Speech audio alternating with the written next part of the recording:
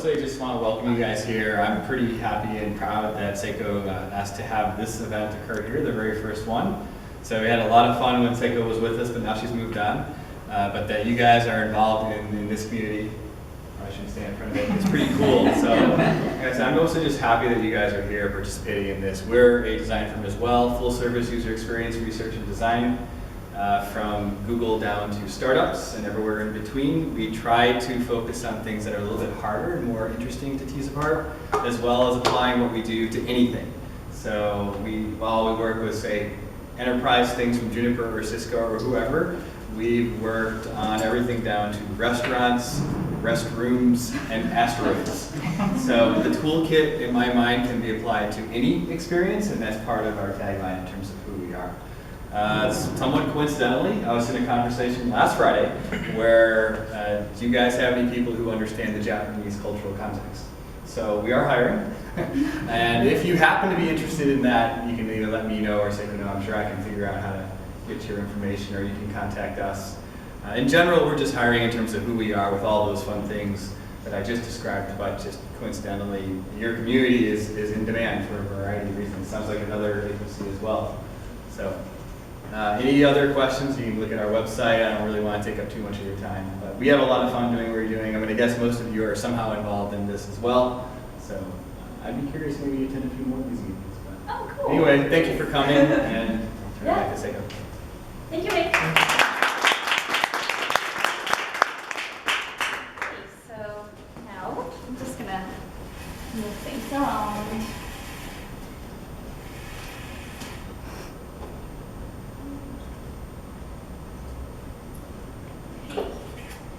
So how are you guys doing today? Good.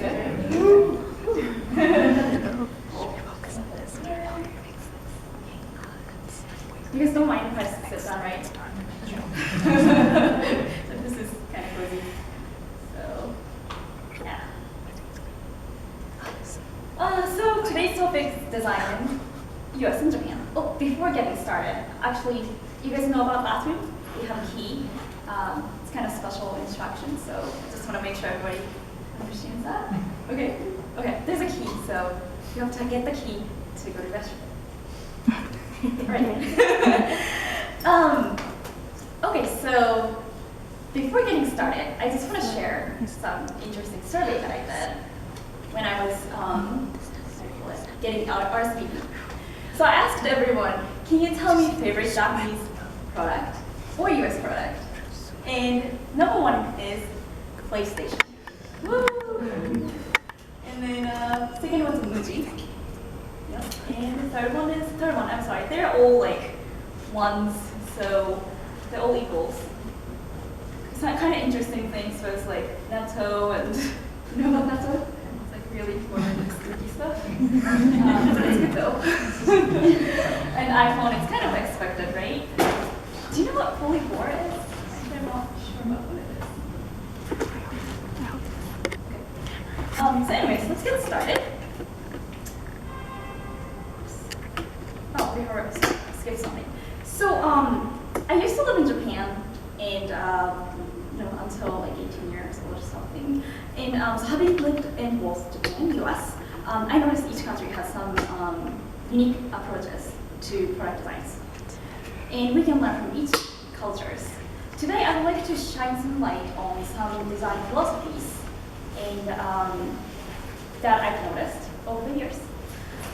Since product design is a kind of broad topic, I'm just going to focus on this two. One is emotional design, other one is minimalistic design. And I will draw on examples of products from both US and Japan to illustrate how these design philosophies are used in both cultures. So the first design philosophy I'm going to talk about is the emotional design. Emotions play a crucial role in how people choose products and engage with them.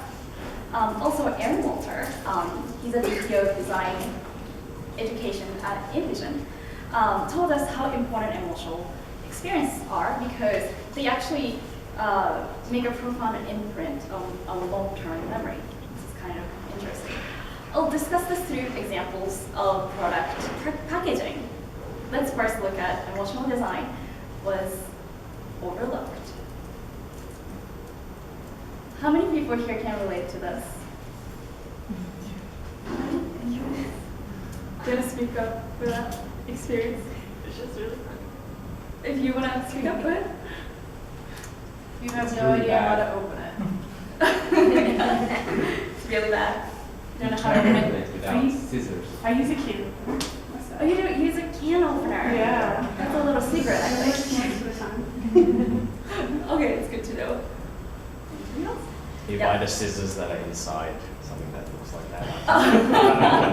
Like And then I I can. need scissors to open this. Oh gosh, it's like, oh, it's so sad. Round face. So looks like everybody has similar experiences, and this is bad experience, right? And it's actually called rapid rage. Have you heard of this term? Some of you, yes. No, that's interesting. So according to Wikipedia, this is a common term that expressed the level of frustration resulting from that inability to open hard to open packaging. So this type of package is unfortunately common in the United States. So I'm like, why is this common? So did a little research and found that actually it was not for users. It was actually for, I guess, business and legal reasons. The package designers intended to avoid potential shoplifting or to help protect contents and make the product clearly visible so people know what they're buying for to avoid any legal complications. In response to a lot of customer complaints, some US manufacturers, only some of them, started making this little easy to open peel kind of thing. They implement that to that. That was their response to it. But it was like, okay, like a little bit better than before. And some product companies started to realize the importance of getting the package design right to incite positive emotional connection with consumers. For example, Apple. How many people own Apple device, like iPhone? Woo, I'm excited. I'm happy to hear that. Okay, so how many people still have packaging? Oh my gosh, so many people. Wow, that's amazing. Me too. Can I ask why? I'm just curious. Why? Why? Yeah, why? Well, no, I can't really think of a reason for that. It's just really nice. Like, very Really nice nice. design. Yeah, yep, I agree. I agree. Okay, very nice. You can put other things in it, Ooh, nice. What's that you use? like paper clips or something. Oh, that's interesting. iPhone or iPhone box. Cool. And actually, you know, you guys are not the first one who said something like that. Apparently, a lot of people keep them because it's beautiful. So it's actually called positive sensory experience, and that's what caused people to keep those beautiful packages or beautiful things. Oops, sorry. Sensory experience is the first experience that customer encounters when they reach out to, when they shop for things, so when they see on shelves and stuff. And interesting thing is packaging is perceived to be part of the product. So packaging is just, it's not just a thing, it's a part of a product. Another thing it's fascinating is that it takes only 5 seconds for consumers to be like it or either want to pick it up or not. So you know, that make the package design really important and important to have clear message and focus message on those. So let's look at this is Apple's packaging. This packaging is visually appealing as the iPod. And I brought some examples from other companies and that I think they're pretty good. So I want to share with you. One is Panasonic's award-winning package. It speaks itself. It's for music. And what I like about this was, you know, like I think it translates to so many different languages, so many different places, because people love music. Another thing is, I thought this was pretty funny, but normally pill is a medicine for stomach and after eating heavy food. So what the association they're trying to make is that if you eat those beef or pork, those meat-related products, often people have like stomach, what do you call it, indigestion stuff.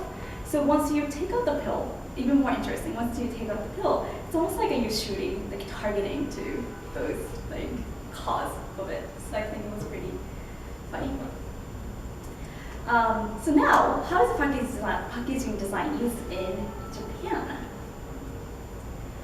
How many people have you been to Japan? Wow, more than I thought. So Japanese love packaging design. Have you seen something like this in the stores?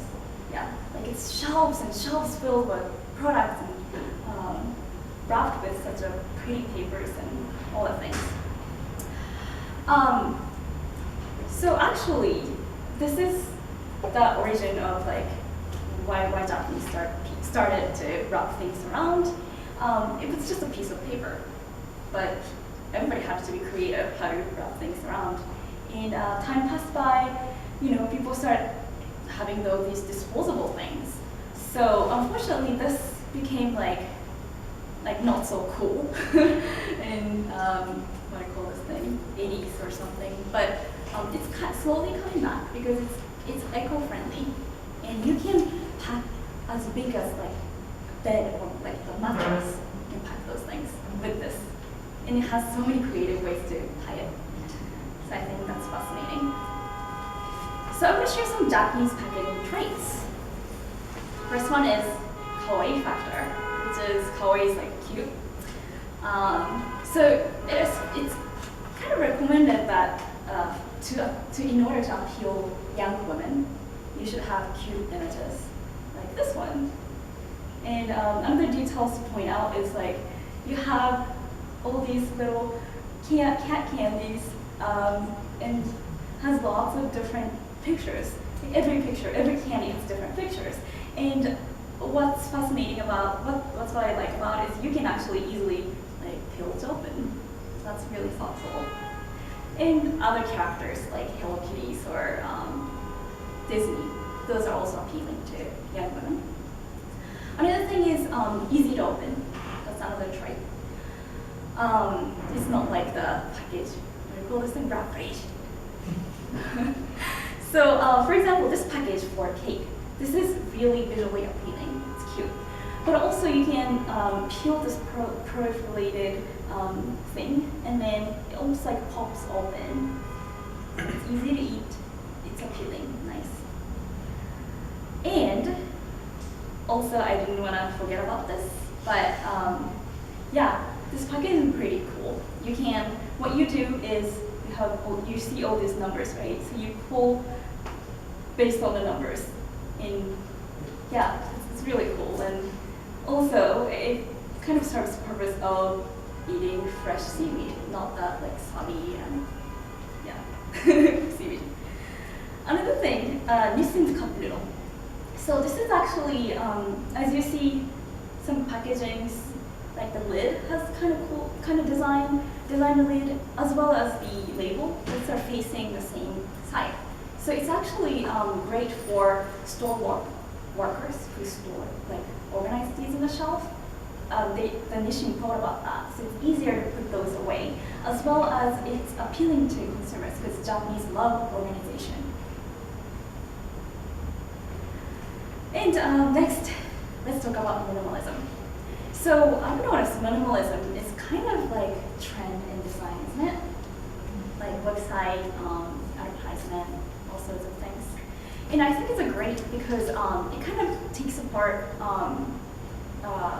it's kind of like leaving what's really essential, like what's functional, those things. In my mind, I think those things are pretty important, as well as visual is important too, but focusing on what's important first and then go from there.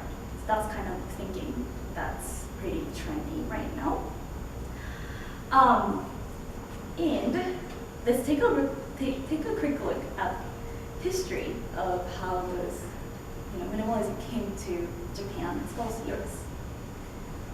In Japan, Japanese aesthetics of minimalism and austerity are called wabi-sabi. Wabi-sabi is initially derived from Buddhism and refined by a Japanese tea master called Sen Rikyu in about 16th century. And the visual image is kind of like this.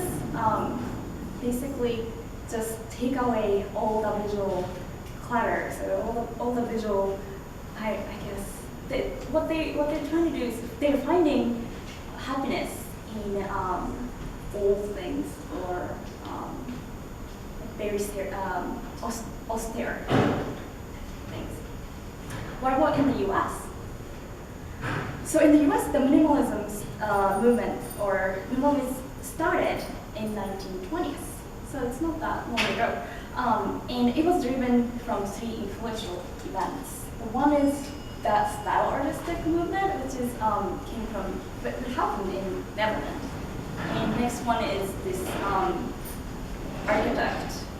He used all these minimalist materials.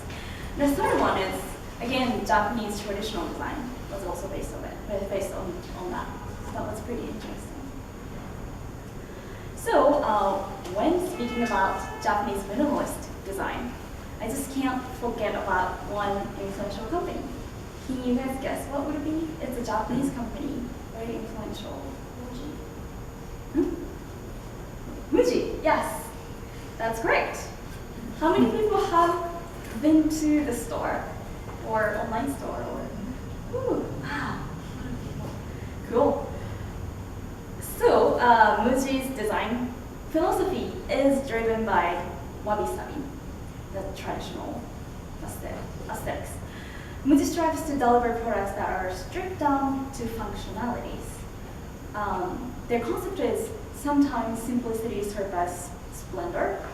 Muji's products simplicity helps users be creative on how to use products.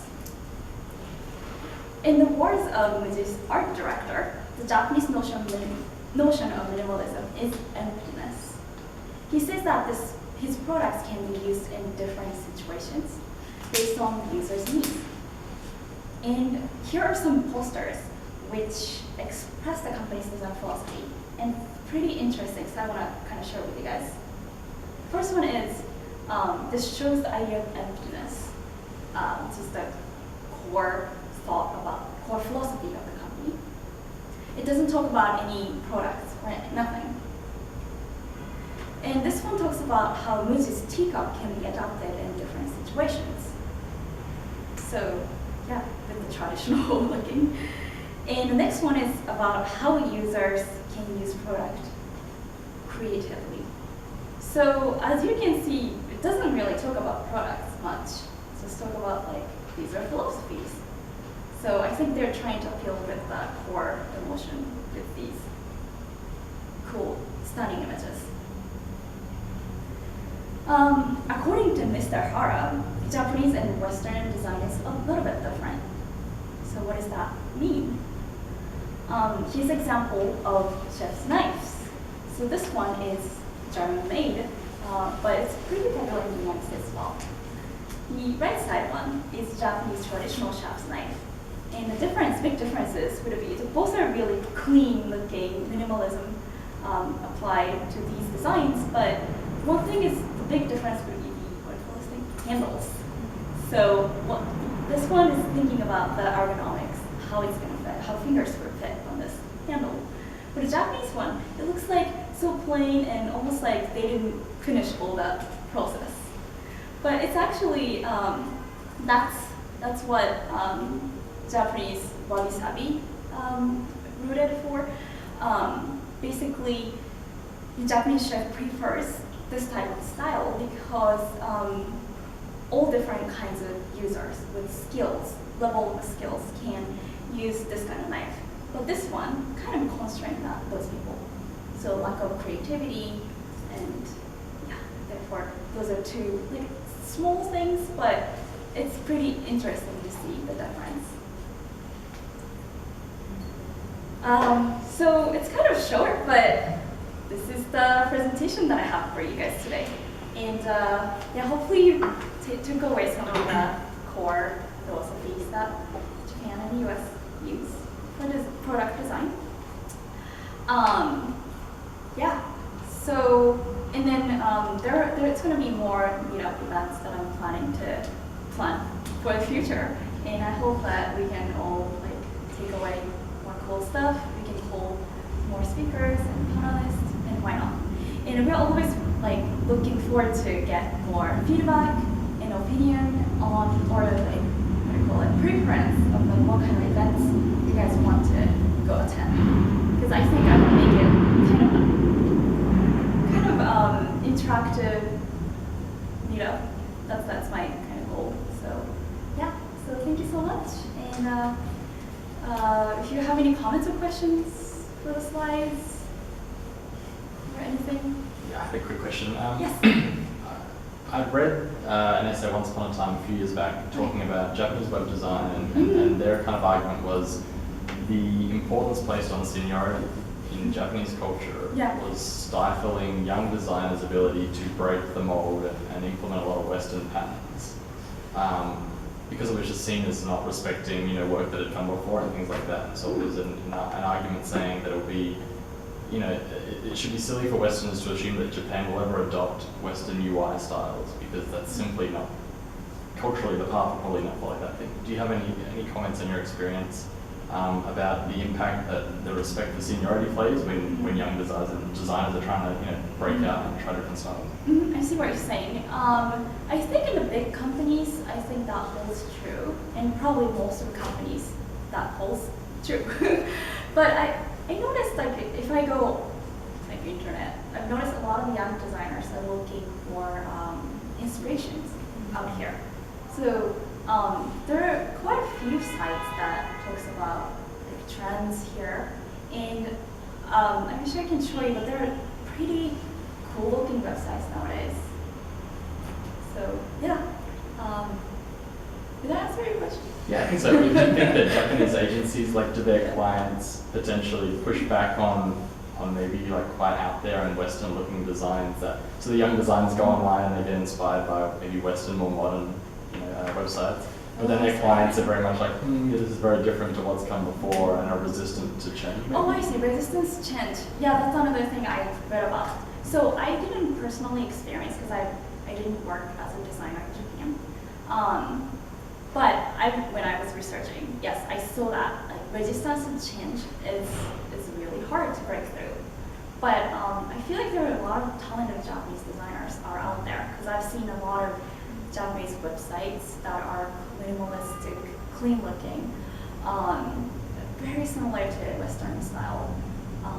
And it's so true though. Japanese designers don't get paid well, so the change would probably slowly come. And those people who do this, who design for love, maybe those people are making those cool looking designs. I don't know, that's my kind of hint. Yeah, thanks. Anything else? Anything's fine. I also read an article about, if you look at Japanese websites, maybe this is less applicable these days, but Muji's website, Japanese website, is a lot more information dense than the US website, which is interesting because it contrasts with the kind of minimalistic principles. I don't know if you've got any thoughts on Yeah, actually, I'm glad you told me about that, because definitely that was my thought too. Is that it's just so hard for me to use those websites because I'm so used to Western looking websites. But the biggest reason that the Japanese web designs are like that are they're actually thinking about users. So users actually feel more comfortable reading more information. That's what I learned. But again, I think things are slowly changing, because I've seen a lot of clean websites as well. But for the big companies, maybe because the bureaucracy is preventing the change and things like that. But in general, Japanese prefer having like lots of information, so they don't have to go ask people. I think that's what my it's kind of my understanding of how Japanese are like. Because if you attend like conferences, people usually don't like raise hand and say things. Not like here. So they like to have a lot of information, to have a confirmation. Those kind of things I learned from my research. Anything else? Yeah, that kind of relates to an experience I've had. I'm wondering if it's similar or if someone you've seen, but I worked on a product and we did our like quick start guide for an American product, and the general idea was the simpler the better, because at least the assumption I've always had in the US is that people do not read. It's just too easy. Well, I mean in a user test, you go through a certain number of user tests and nobody reads anything, and you're like, okay, we have to get this information to people. And so we did a lot of pictures. We made it cool looking. We did like a comic and present it at the beginning of the experience. So if people want to read it, they can, but they don't have to. But we did a translation project for the Japanese market, and we had a really kind of different experience where the vendor in Japan wanted to add all this information to it because they were saying, well, their user wants to have all this information. They want to open it up and they feel at ease when they get all that. Yeah. And so it was like really an interesting moment for me because I was like, okay, it's very different like way to, and I wonder if that's, do you think that's like typical, like Japan versus the US? Well, because what you did is like field research, right? That's what you did? Yeah, we did some field research. Yeah, so I think that kind of speaks to what I just said. Mhm. So I think like, thanks for pointing it out, because I didn't do research, but I read, I did some research online. So that kind of backs up what I was saying. I think that is true. And also, research says that, I don't know the exact numbers, but users tend to turn down websites like after reading, if they like to scroll down. If they don't see enough information on it, they just leave. That was the research that's been done. Yeah.